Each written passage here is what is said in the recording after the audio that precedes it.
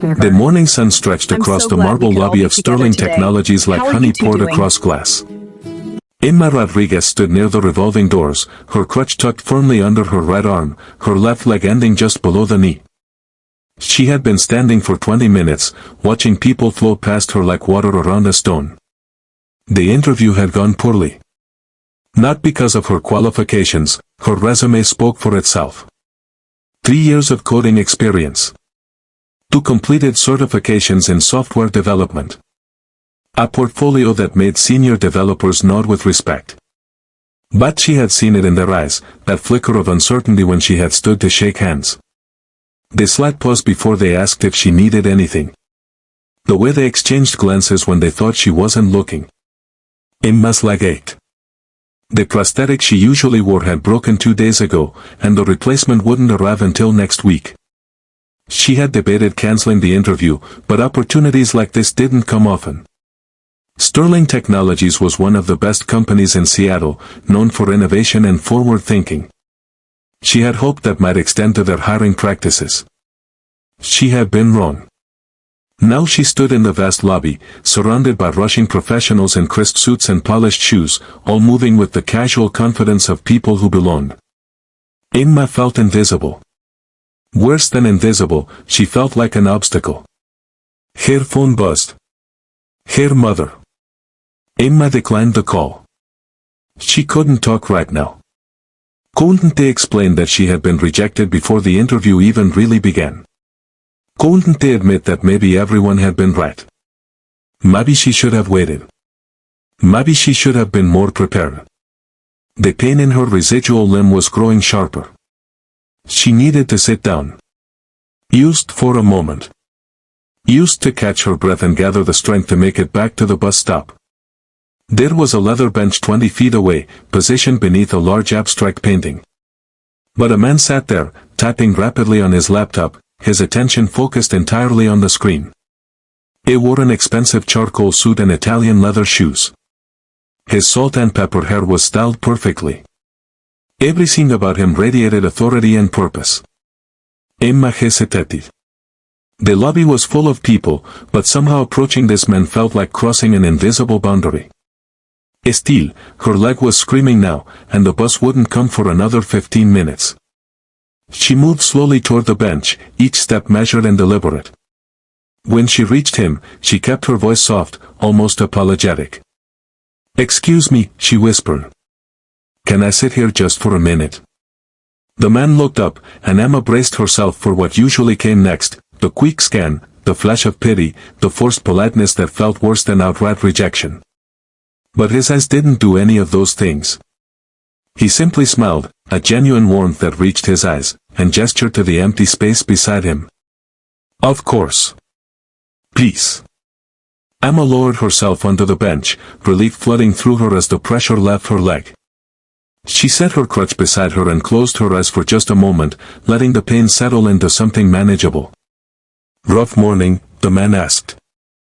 His voice was kind, conversational, with none of the careful distance people usually maintain. Emma opened her eyes and offered a small smile. "You could say that. Interview didn't go well.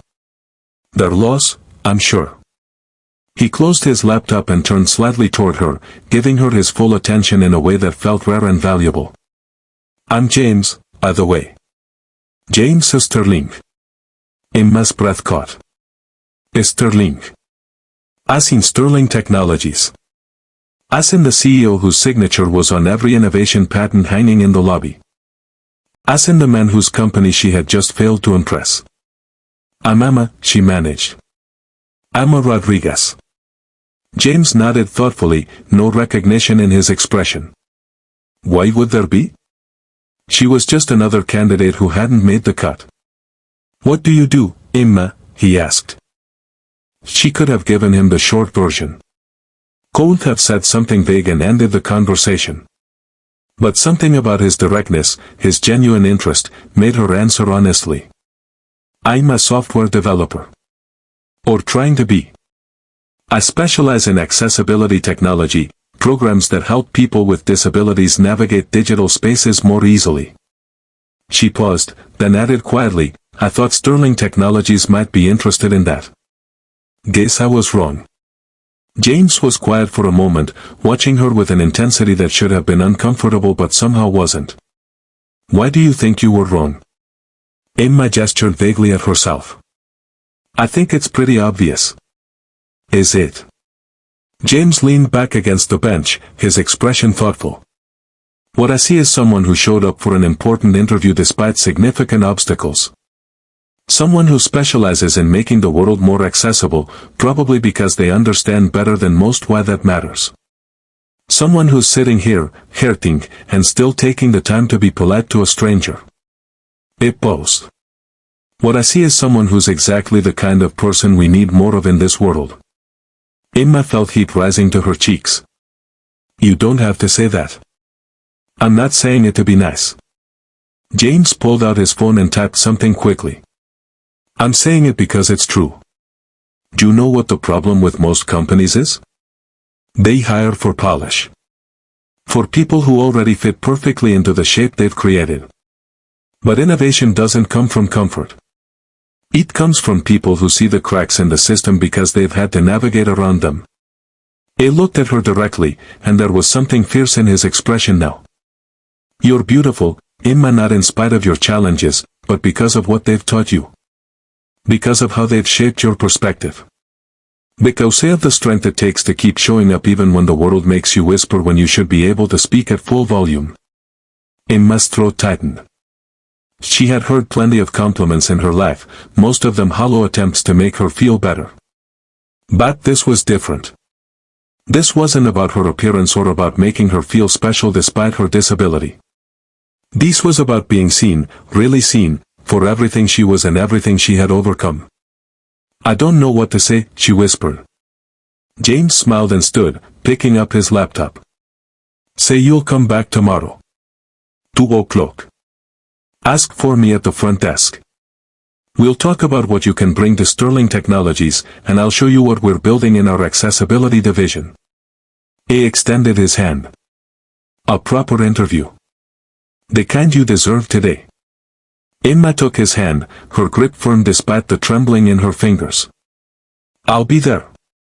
I know you will. James started to walk away, then turned back. Oh, and Emma? Next time someone asks if they can sit, I hope you'll remember this moment. Remember that sometimes the people who whisper are the ones most worth listening to. Emma watched him disappear into the crowd, her heart pounding with something that felt like hope. The pain in her leg hadn't changed, but somehow everything else had. She reached for her crutch and stood, steadier now than she had been all morning. Tomorrow, she thought. Tomorrow she would come back.